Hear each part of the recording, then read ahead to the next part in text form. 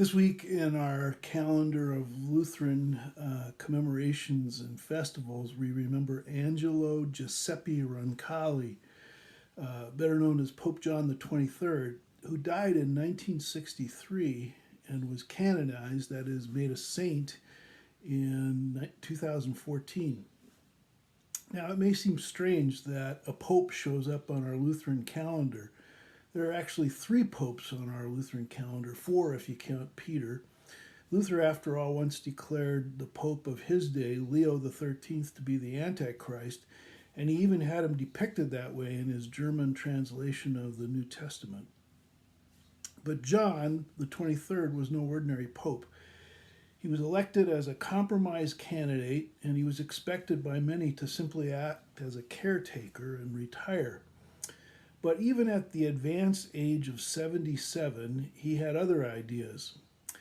As he looked around at the church in the context of the rapidly changing world post World War II, he decided that it was time to open the windows, as he said, and the word he used was aggiornamento, which is Italian for updating or modernizing.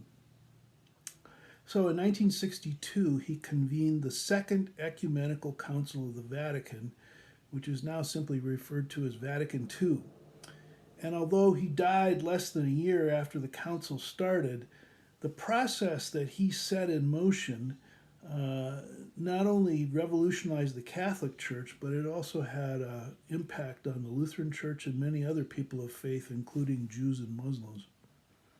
One example that you've experienced is the decision to move the altar to the center of the chancel rather than keeping it in the back of the church on the back wall where it had been located for centuries. Though it might seem like a small change, when the altar is positioned like that in the center, the presider faces the congregation while he or she is celebrating communion rather than having his or her back turned to the congregation. As I say, we take that for granted, but at the time of the council, it was considered a radical liturgical innovation, like doing the liturgy in the language of the people, the vernacular, instead of Latin.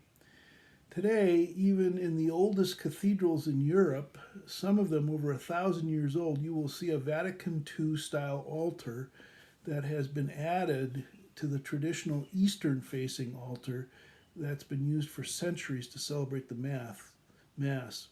Thanks to John and the liturgical reforms of Vatican II, the clergy and the people now celebrate the sacrament together, out in the open, facing each other, rather than having it viewed from afar as some sort of a mysterious, magical conjuring trip by the priest or the pastor.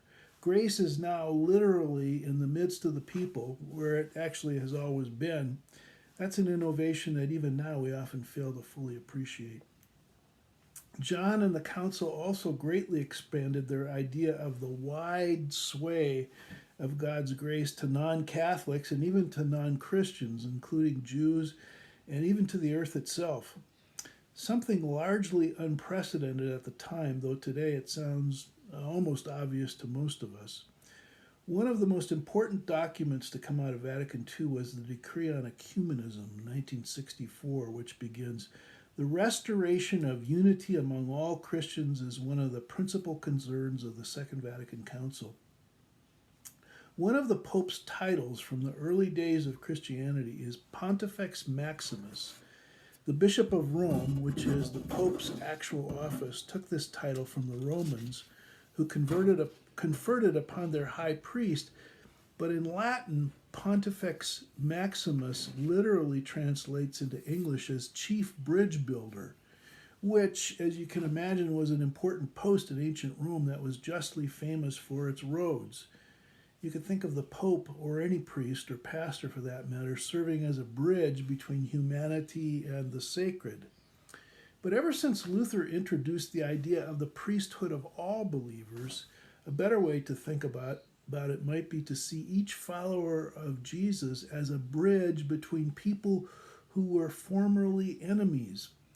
On our television screens each night for the last few weeks, we are seeing the consequences that occur when human beings are unable or unwilling to bridge their differences because of race, gender, social or economic class, sexual orientation, gender, or any of the other ways we humans find to divide each other.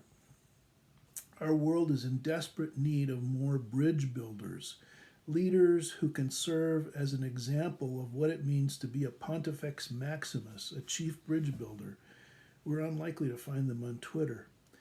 This week we have an opportunity to honor a man who devoted his life to building bridges, John the 23rd, Pontifex Maximus. We give thanks for his life even as we ask God to send us more like him. Please join me in prayer as you're able. Gracious God, amid all the turmoil and changes of the world, your love is steadfast, your strength never fails.